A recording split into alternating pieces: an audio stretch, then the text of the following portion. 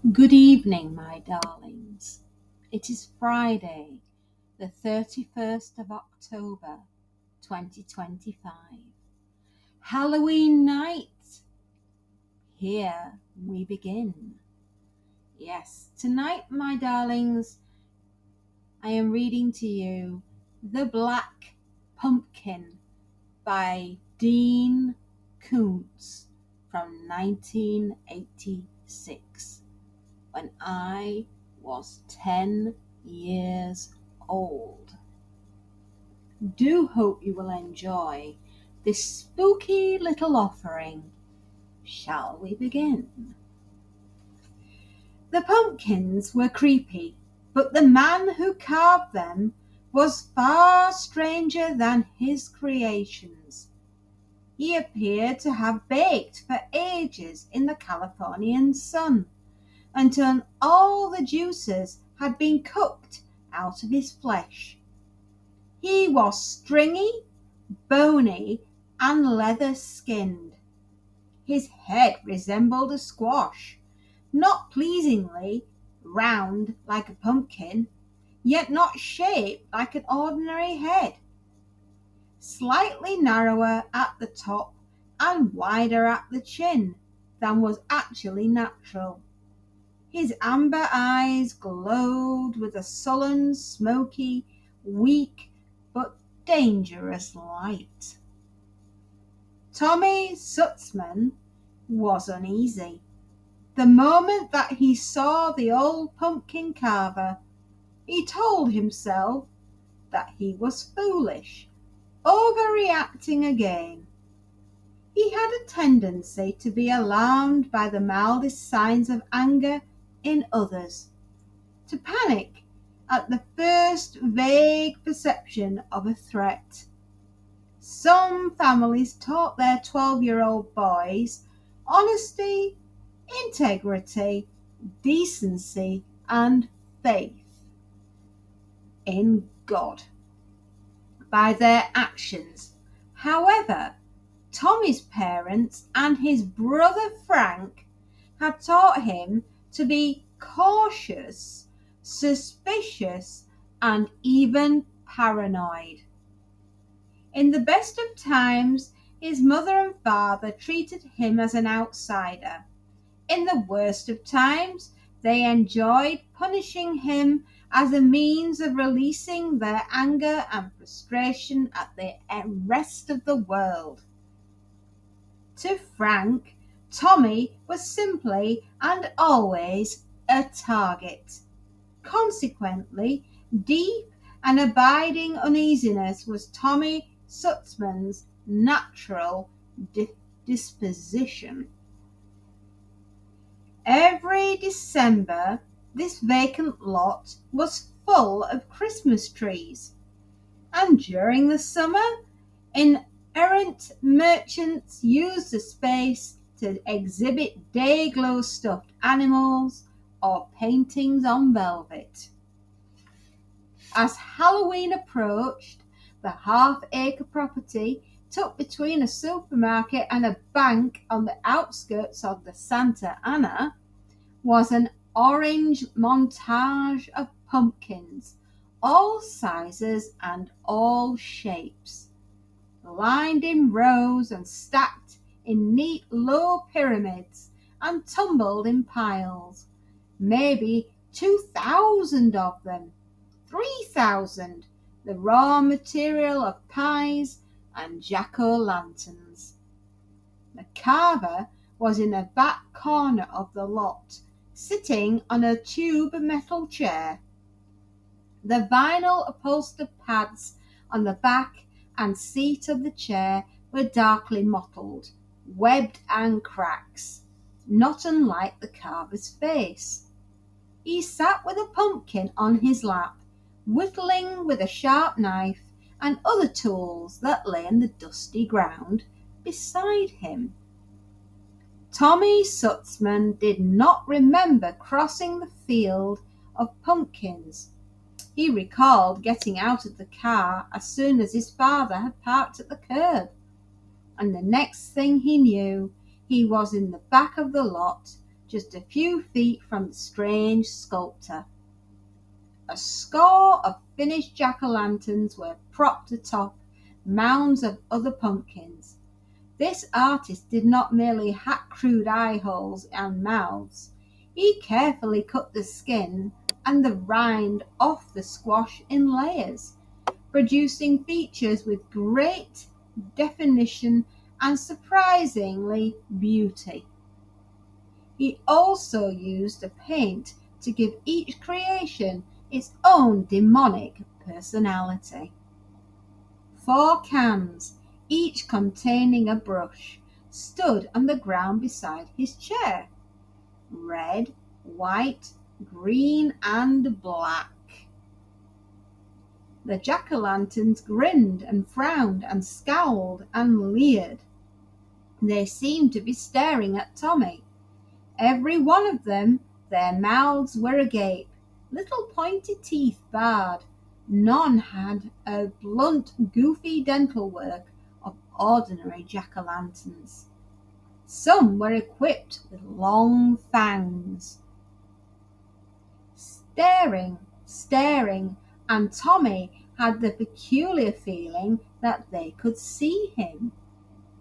When he looked up from the pumpkins, he discovered that the old man was also watching him intently. Those amber eyes, full of smoky light, seemed to brighten as they held Tommy's own gaze. "Would you like one of my pumpkins?" the carver asked, in his cold, dry voice. Each word was as crisp as October. Tommy could not speak. He tried to say, "No, sir. No, thank you. No." But the words stuck in his throat, as if he were trying to swallow the cloying pulp of a pumpkin. "Pick a favourite," the carver said, gesturing with one withered hand toward his gallery of grotesques, but never taking his eyes off Tommy. No, thank you." Tommy was dismayed to hear that his voice had a tremor and a slightly shrill edge. "What's wrong with me?" he wondered. "Why am I hyping myself into a fit like this? He's just an old guy who carves pumpkins." "Is it the price you're worried about?" the carver asked. "No, because you pay the man out front for the pumpkin, same price as any other on the lot, and you just give me whatever you feel my work is worth." When he smiled, every aspect of his squash-shaped head changed, and not for the better. The day was mild. Sunshine found its way through holes in the overcast, brightly illuminating some orange mounds of pumpkins, while leaving others deep in cloud shadows. In spite of the warm weather, a chill gripped Tommy and would not release him. Leaning forward with the half-sculpted pumpkin in his lap, the carver said, "You just give me whatever amount you wish. Although I'm duty-bound to say that you've got to get what you give." Another smile, worse than the first one. Tommy said, "You get what you give," the carver repeated. "No shit," Brother Frank said, stepping over and up to the row of leering jack-o'-lanterns. Evidently, he had overheard everything. He was 2 years older than Tommy, muscular where Tommy was slight, with a self-confidence that Tommy had never known. Frank hefted the most macabre of all the old guy's creations. "So how much is this one?" asked Frank. The carver was reluctant to shift his gaze from Tommy to Frank, and Tommy was unable to break the contact first. In the man's eyes, Tommy saw something he could not define or understand, something that filled his mind's eye with images of disfigured children, deformed creatures that he could not name, and dead things. "Woo! How much is this one, Gramps?" Frank repeated. At last the carver looked at Frank and smiled. He lifted the half-carved pumpkin off his lap, put it on the ground, but did not get up. "As I said, you pay me what you wish, and you get what you give." Frank had chosen the most disturbing jack-o'-lantern in the eerie collection. It was big, not pleasingly round, but lumpy and misshapen, narrower at the top than at the bottom, with ugly crusted nodules like ligneous fungus on a diseased oak tree. The old man had compounded the unsettling effect of the pumpkin's natural deformities by giving it an immense mouth with 3 upper and 3 lower fangs. Its nose was an irregular hole that made Tommy think of a campfire tales about lepers. The slanted eyes were as large as lemons, but were not cut all the way through the rind, except for a pupil. An evil elliptical slit in the center of each. The stem in the head was dark and knotted, as Tommy imagined a cancerous growth might be. The maker of the jack-o'-lanterns had painted this one black, letting the natural orange color blaze through in only a few places to create character lines around the eyes and a mouth, and as well as to add emphasis to the tumorous growths. Frank was bound to like that pumpkin. His favorite movies were the Texas Chainsaw Massacre and all the Friday the 13th sagas of the mad, murderous Jason. When Tommy and Frank watched a movie of that kind on the VCR, Tommy always watched and pulled for the victims, while Frank cheered the killer. Watching Poltergeist, Frank was disappointed that the whole family survived. He kept hoping that the little boy would be eaten by some creepazoid in the closet, and that his striped bones would be spat out like watermelon seeds. Hell, Frank had said, they could have at least ripped the guts out of the stupid dog.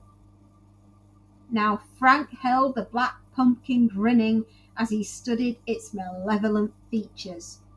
He squinted into the thing's slitted pupils as if the jack-o'-lantern eyes were real, as if there were thoughts to be read in those depths, and for a moment he seemed to be mesmerized by the pumpkin's gaze.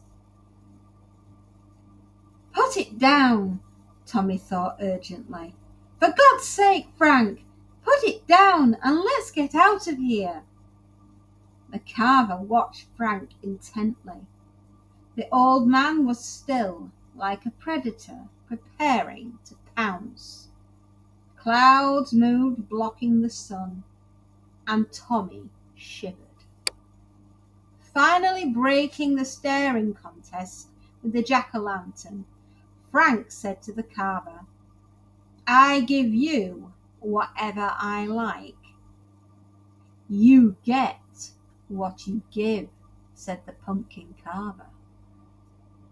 But no matter what I give, I get the jack-o'-lantern. Yes, said the pumpkin carver, but you get what you give. The old man said cryptically. Frank put the black pumpkin aside and pulled some change from his pocket. Grinning, he approached the old man holding a nickel. The carver reached for the coin. No, Tommy protested too explosively. Both Frank and the carver regarded him with surprise. Tommy said, No, Frank, it's a bad thing. Don't buy it. Don't bring it home, Frank. For a moment, Frank stared at him in astonishment, then laughed. You've always been a wimp, but you are telling me now you're scared of a pumpkin? It's a bad thing, Tommy insisted. Scared of the dark, scared of high places, scared of what's in your own bedroom closet at night, scared of half the other kids you meet, and now scared of a stupid damn pumpkin, Frank said. He laughed again, and his laugh was rich with scorn and disgust as well as amusement. The carver took his cue from Frank, but the old man's dry laugh contained no amusement at all. Tommy was pierced by an icy needle of fear that he could not explain, and he wondered if he might be a wimp after all, afraid of his shadow, maybe even unbalanced. The counsellor at school said he was too sensitive. His mother said he was too imaginative, and his father said he was an impractical and a dreamer. Self-involved. Maybe he was all those things, and perhaps he would wind up in a sanatorium someday, in a booby hatch with the rubber walls, talking to imaginary people and eating flies. But damn it, he knew that pumpkin was a bad thing. Here, Gramps, Frank said, here's a nickel. Will you really sell it for that? I'll take a nickel for my carving, but you still have to pay the usual price of the pumpkin to the fellow who operates the lot. Deal, Frank said. The carver plucked the nickel out of Frank's hand, and Tommy shuddered. Frank turned from the old man and picked up the pumpkin again. Just then the sun broke through the clouds. A shaft of light fell on the corner of the lot. Only Tommy saw what happened in that radiant moment. The sun brightened the orange of the pumpkins, imparted a gold sheen to the dusty ground, gleamed on the metal frame of the chair, but it did not touch the carver himself. The light parted around him as if it were a curtain, leaving him in the shade. It was an incredible sight, as though the sunshine shone at the carver, as though he was composed of an unearthly substance that repelled the light. Tommy gasped. The old man fixed Tommy with a wild look, as though he were not a man at all, but a storm spirit passing as a man, as though he would at any second erupt into tornadoes of wind, furies of rain, crashes of thunder and lightning. His amber eyes were aglow with promises of pain and terror.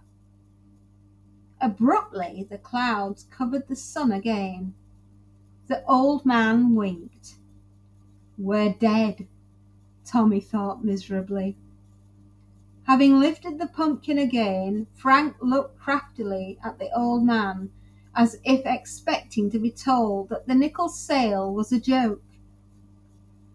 I can really keep it and just take it away? I keep telling you, the carver said. How long did you work on this? Frank asked. About an hour. And you're willing to settle for a nickel an hour? I work for the love of it, for the sheer love of it. The carver winked at Tommy again. What, are you senile? Frank asked in his usual charming manner. Maybe. Frank stared at the old man, perhaps sensing some of what Tommy felt, but he finally shrugged and turned away, carrying the jack-o'-lantern towards the front of the lot, where their father was buying a score of uncarved pumpkins for the big party the following night. Tommy wanted to run after his brother, beg Frank to return the black pumpkin and get his nickel back. Listen here, the carver said fiercely, leaning forward once more. The old man was so thin and angular that Tommy was convinced he'd heard ancient bones scraping together within the inadequate padding of a desiccated body. Listen to me, boy. No, Tommy thought. No, I won't listen. I'll run and I'll run. The old man's power was like a soldier, however, fusing Tommy to that piece of ground, rendering him incapable of movement. In the night, the carver said, his amber eyes darkening, your brother's jack-o'-lantern will grow into something other than what it is now. Its jaws will work, its teeth will sharpen. When everyone is asleep, it'll creep through your house and give what's deserved. Tommy, you see I know your name. Though your brother never used it, what do you think the black pumpkin will do to you, Tommy? What do you deserve? What are you? Tommy asked. The carver smiled. Dangerous.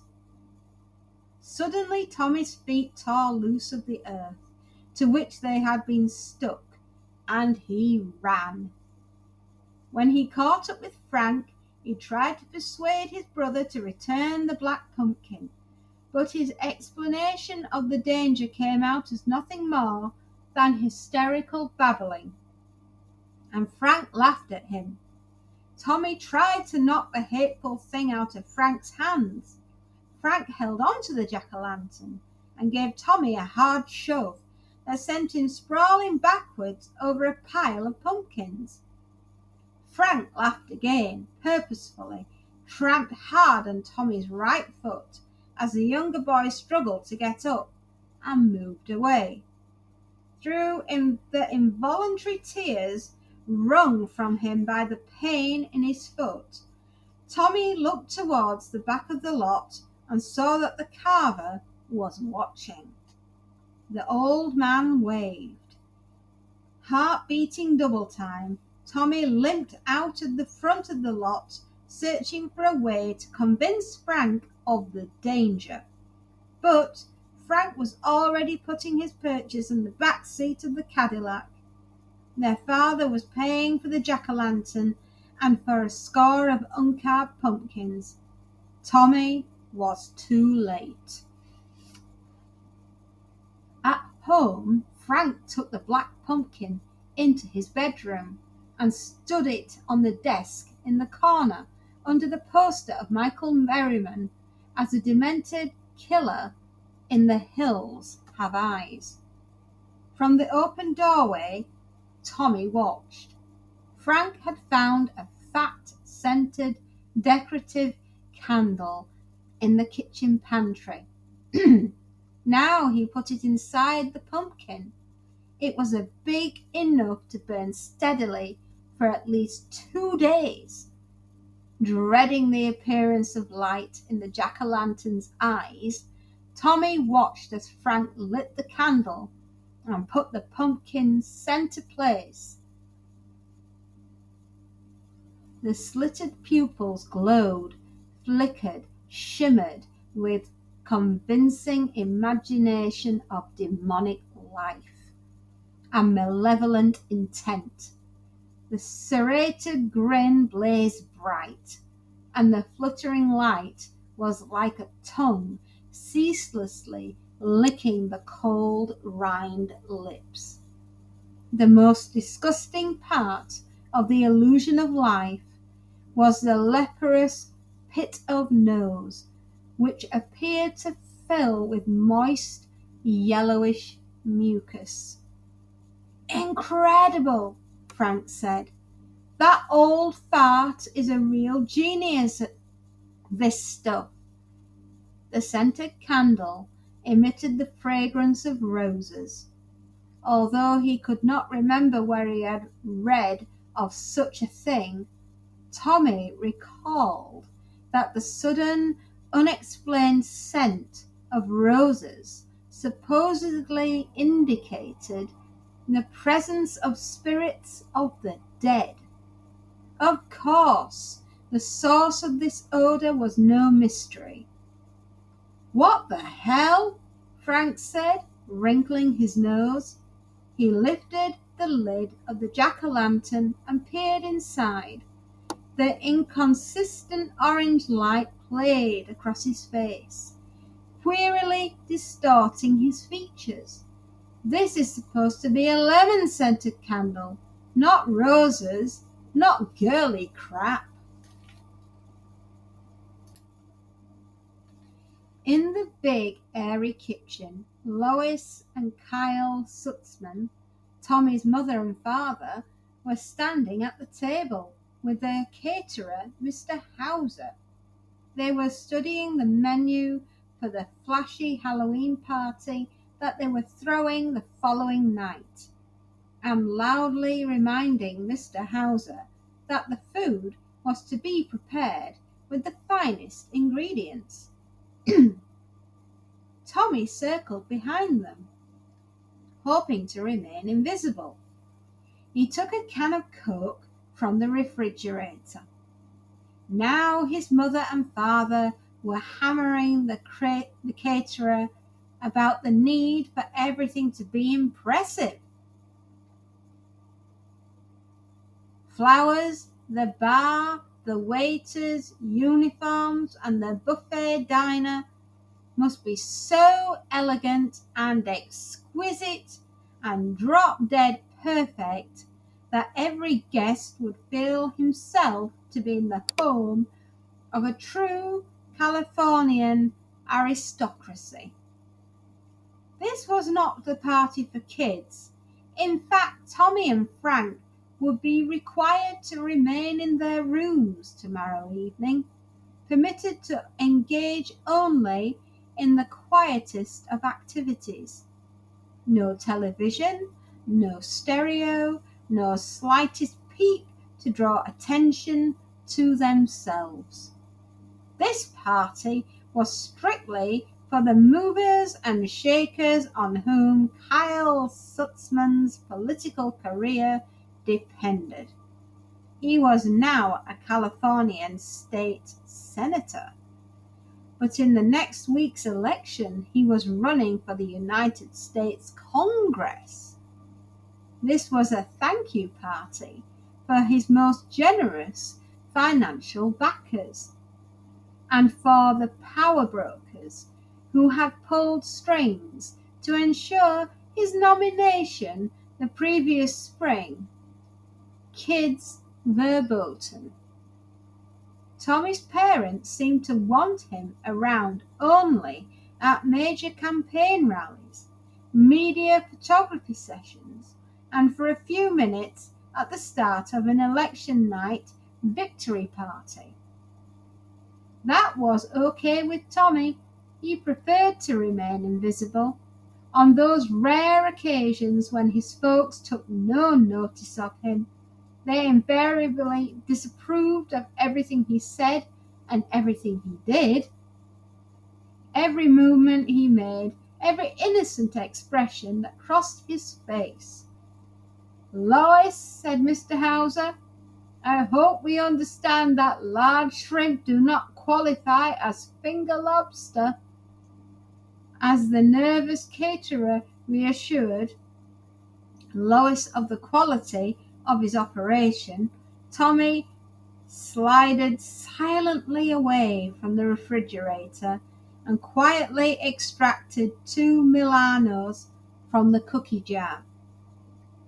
"These are important people," Kyle informed the caterer for the 10th time. "Substantial and sophisticated people, and they are accustomed to the very best."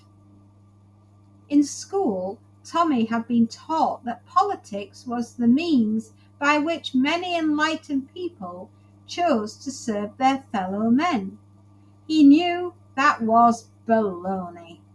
His parents spent long evenings plotting his father's political career, and Tommy never once overheard either of them talk about serving the people or improving society. Oh, sure, in public, on campaign platforms, that was what they all talked about. The rights of the masses, the hungry and the homeless. But never in private. Beyond the public eye, they endlessly discussed forming power bases and crushing the opposition and shoving this new law down their throats. To them, and to all the people whom they associated, politics was the way to gain respect, make some money, and most importantly, acquire power.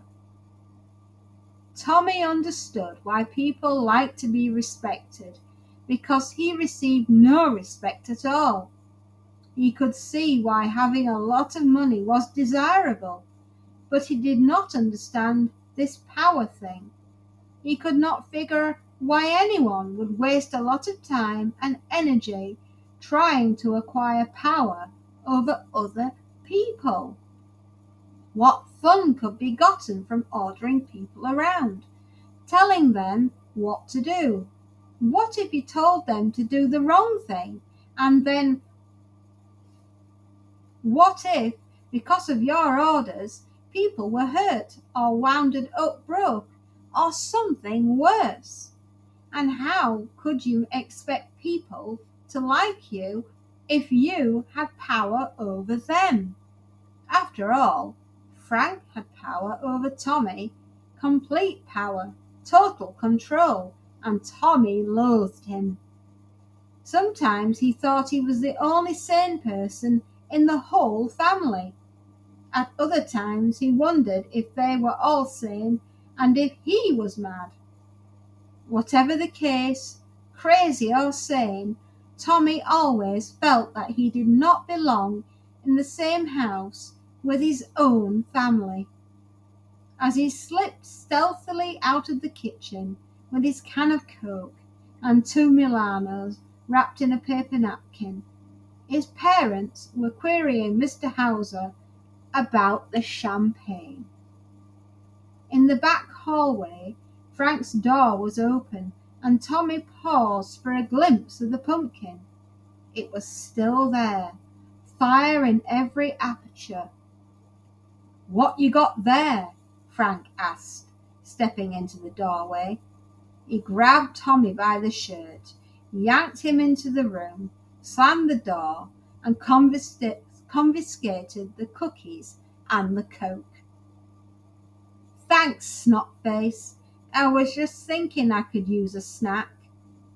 He went to the desk and put the booty beside the growing jack-o'-lantern.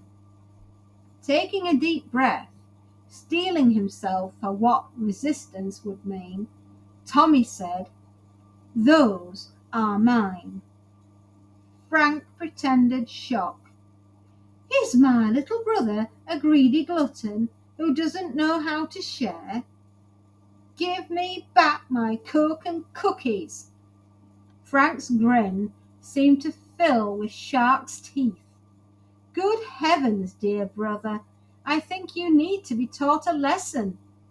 Greedy little gluttons have to be shown the path of enlightenment." Tommy would have preferred to walk away, to let Frank win, to go back to the kitchen and fetch another Coke and more cookies, but he knew that his life, already intolerable, would now get far worse if he didn't make an effort, no matter how futile, to stand up to this stranger who was supposedly his brother. Total willing capitulation would inflame Frank and encourage him to be even more of a bully than he already was. "I want my cookies and my Coke," Tommy insisted, wondering if any cookies, even Milano's, were worth dying for. Frank rushed in.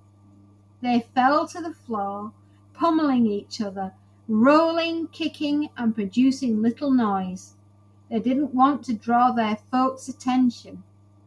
Tommy was reluctant to let his parents know what was happening because they would invariably blame the ruckus on him.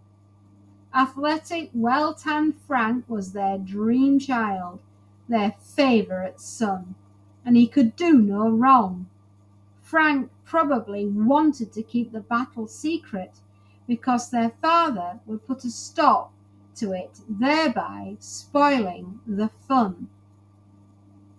Throughout the tussle, Tommy had brief glimpses of the glowing jack-o'-lantern, which gazed down on them, and he was sure that its grin grew steadily wider and wider. At last Tommy was driven into a corner, beaten and exhausted. Straddling him, Frank slapped him once, hard, rattling his senses, then tore at Tommy's clothes, pulling them off. "No," Tommy whispered, when he realized that in addition to being beaten, he was to be humiliated. "No, no!" He struggled with what little strength he still possessed, but his shirt was stripped off, his jeans and underwear were yanked down, with his pants tangled around his sneakers. He was pulled to his feet and half carried across the room. Frank threw open the door, pitched Tommy into the hallway, and called out, "Oh, Maria, Maria, can you come here a moment, please?" Maria was the twice-a-week maid who came in to clean and do the ironing, and this was one of her days. "Oh, Maria!" Naked, terrified at being humiliated in front of the maid, Tommy scrambled to his feet, grabbed his pants, tried to run and pull up his jeans at the same time, stumbled, fell, and sprang up again. "Oh, Maria, can you come here, please?" Frank asked, barely able to get the words out between gales of laughter. Gasping, whimpering, Tommy somehow reached his room and got out of sight before Maria appeared. For a while he leaned against the closed door, holding up his jeans with both hands, shivering. With their parents off at a campaign appearance, Tommy and Frank ate dinner together after heating up a casserole that Maria had left in the refrigerator. Ordinarily, dinner with Frank was an ordeal, but this time it proved to be uneventful. As he ate, Frank was engrossed in a magazine that reported on the latest horror movies, with heavy emphasis on slice and dice films, with lots of colour photographs of mutilated and blood-soaked bodies. He seemed oblivious of Tommy. Later, when Frank was in the bathroom preparing for bed, Tommy sneaked into his older brother's room and stood at the desk studying the jack-o'-lantern. The wicked mouth glowed, the narrow pupils were alive with fire. The scent of roses filled the room, but underlying that odour was another, more subtle and less appealing fragrance that he could not quite identify. Tommy was aware of the malevolent presence, something even worse than the malevolence that he could always sense in Frank's room. A cold current raced through his blood. Suddenly, he was certain that the potential murderous power of the black pumpkin was enhanced by the candle within it. Somehow, the presence of light inside its shell was dangerous as a triggering factor. Tommy did not know how he knew this, but he was convinced that if he was to have the slightest chance of surviving the oncoming night, he must extinguish the flame. He grasped the gnarled stem and removed the lid from the top of the jack-o'-lantern's skull. Light did not merely rise from inside the pumpkin, but seemed to be flung at him, hot on his face, stinging his eyes. He blew out the flame. The jack-o'-lantern went dark. Immediately, Tommy felt better. He put the lid in place. As he let go of the stem, the candle relit spontaneously. Stunned, he jumped back. Light shone from the carved eyes, the nose, the mouth. "No," he said softly. He removed the lid and blew out the candle once more. A moment of darkness within the pumpkin, then before his very eyes, the flame reappeared. Reluctantly, issuing a thin, involuntary sound of distress, Tommy reached into the jack-o'-lantern to snuff the stubborn candle with his thumb and finger. He was convinced that the pumpkin shell was suddenly snapped shut around his wrist, severing his hand and leaving him with a bloody stump. Or perhaps it would hold him fast while swiftly dissolving the flesh from his very fingers and then release him with an arm that terminated in a skeletal hand. Driven towards the brink of hysteria by these fears, he pinched the wick, extinguished the flame, and snatched his hand back with a sob of relief, grateful to have escaped mutilation. He jammed the lid in place, and hearing the toilet flush in the adjacent bathroom, hurried out of the room. He dared not let Frank catch him there. As he stepped into the hallway, he glanced back at the jack-o'-lantern, and of course it was full of candlelight. Again. He went straight to the kitchen and got a butcher's knife, which he took back to his own room and hid beneath his pillow. He was sure that he would need it sooner or later, in the dead hours before dawn. His parents came home shortly before midnight. Tommy was sitting in bed, his room illuminated only by the pale bulb of the low wattage nightlight. The butcher's knife was at his side, under the covers, and his hand was resting on the shaft. For 20 minutes, Tommy could hear his folks talking, running water, flushing toilets and closing doors. Their bedroom and bath were at the opposite end of the house from his and Frank's rooms, so the noises they made were muffled but none the less reassuring. There were ordinary noises in daily life, and as long as the house was filled with them, no weird lantern-eyed predator could be stalking anyone. Soon, however, quiet returned.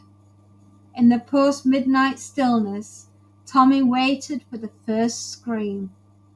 He was determined not to fall asleep, but he was only 12 years old, and he was exhausted. After a long day and drained by the sustained terror that had gripped him ever since he had seen the mummy-faced pumpkin carver propped against a pile of pillows, he dozed off long before 1 o'clock. And something thumped, waking him. He was instantly alert. He sat up in bed, clutching the butcher's knife.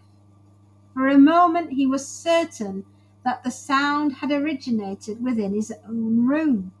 Then he heard it again, a solid thump, and he knew that it had come from Frank's room across the hall. He threw aside the covers and sat at the edge of the bed, tense, waiting, listening. Once he thought he heard Frank calling his name. "Tommy!" A desperate and frightened and barely audible cry that seemed to come from the far rim of a vast canyon. Perhaps he had imagined it. Silence. His hands were slick with sweat. He put the big knife aside and blotted his palms on his pajamas. Silence. He picked up the knife again. He reached under his bed and found the flashlight that he kept there, but he did not switch it on. He eased cautiously to the door and listened for movement in the hallway beyond. Nothing. An inner voice urged him to return to bed, pull the covers over his head, and forget what he had heard. Better yet, he could crawl under the bed and hope that he would not be found. But he knew this was the voice of a wimp within, and he dared not hope for salvation in cowardice. If the black pumpkin had grown into something else, and if it was now loose in the house, it would respond to timidity with no less savage glee than Frank would have shown. God, he thought fervently, there's a boy down here who believes in you, and he's very disappointed if you happen to be looking the other way right now, when he really, really, really needs you. Tommy quietly turned the knob and opened the door. The hallway illuminated only by the moonlight that streamed through the window at the end, and was deserted. Directly across the hall, the door to Frank's room stood open. Still not switching on the flashlight, desperately hoping that his presence would go undetected. If he was mantled in the darkness, he stepped into Frank's doorway and listened. Frank usually snoring, but no snoring could be heard tonight. If the jack-o'-lantern was in there, the candle had been extinguished at last, for no flickering paraffin light was visible.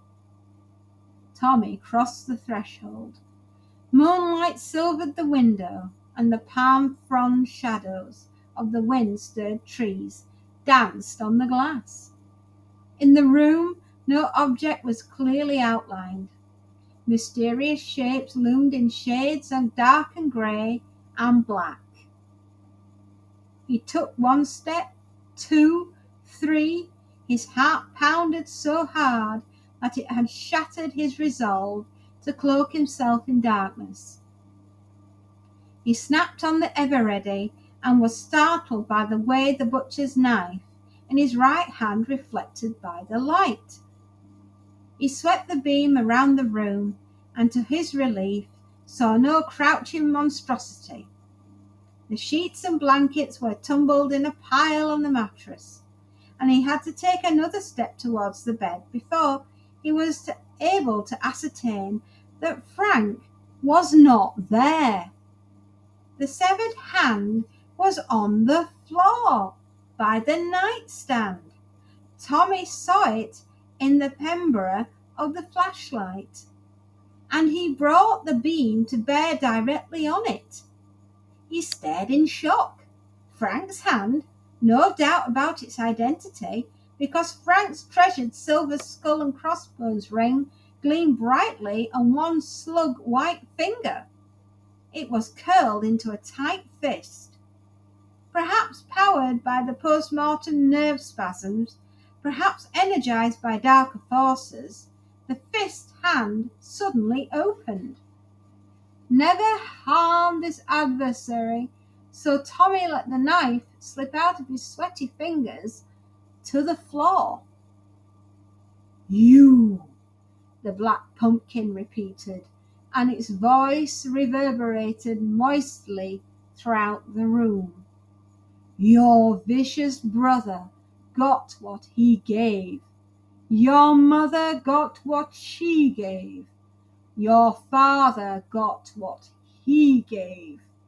I fed on them, sucked their brains out of their heads, chewed up their flesh, dissolved their bones. Now what do you deserve?" Tommy could not speak. He was shaking and weeping silently and dragging each breath into his lungs, only with tremendous effort. The black pumpkin lurched out of the doorway and into the room, looming over him, eyes blazing. It stood nearly 7 feet tall and had lit its lantern head to peer down at him. Curls of sooty black smoke from the candle wick escaped between its fangs and from its leprous nose. Speaking in a rough whisper, yet with such force that its words vibrated the window panes, the thing said, "Unfortunate you are, good boy, and I've no right or license to feed on you. So, what you deserve is what you've got from now on, freedom." Tommy stared up into the Halloween's face, striving hard to grasp what he had been told. "Freedom from the demonic beast," repeated. "Freedom from the Frank and Lois and Kyle. Freedom to grow up without their heels pressing down on you.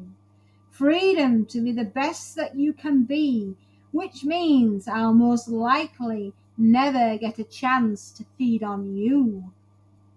For a long time they stood face to face, boy and beast, and gradually Tommy achieved complete understanding. In the morning his parents and his brother would be missing, never to be found. A great enduring mystery. Tommy would have to live with his grandparents. You get what you give. "But maybe," the black pumpkin said, "but maybe," putting one cold hand upon Tommy's shoulder, "maybe there's some rottenness in you too. And maybe someday you'll surrender to it. And maybe in time I'll still have my chance with you, dessert." Its wide grin grew even wider. "Now get back to your bed and sleep and sleep and sleep." Simultaneously horrified and filled with strange delight, Tommy crossed the room to the doorway, moving as if in a dream. He looked back and saw that the black pumpkin was still watching him with interest. Tommy said, "You missed a bit," and pointed to the floor beside his brother's nightstand. The beast looked at Frank's severed hand. "Oh," said the grizzly black pumpkin, snatching up the hand and stuffing the grisly morsel into its mouth. The flame within the squashy skull suddenly burned very bright, 100 times brighter than before. Then it was extinguished. I do hope you enjoyed The Black Pumpkin by Dean Koontz from 1986. Thank you for joining us for Halloween. We hope you have enjoyed your month. We hope you have enjoyed all the scariness that we have brought your way. Thank you, my darlings, for being with us for Halloween 2025. Now go into the darkness and scare as many as you can. Happy Halloween, my darlings. Thank you and good night. If you like what I do, you can always give me a thumbs up. And if you really like what I do, you can always give me a follow and come back another time for more adventures with Fairy Tales, Monty and Dexter. Thank you, my darlings. Good night.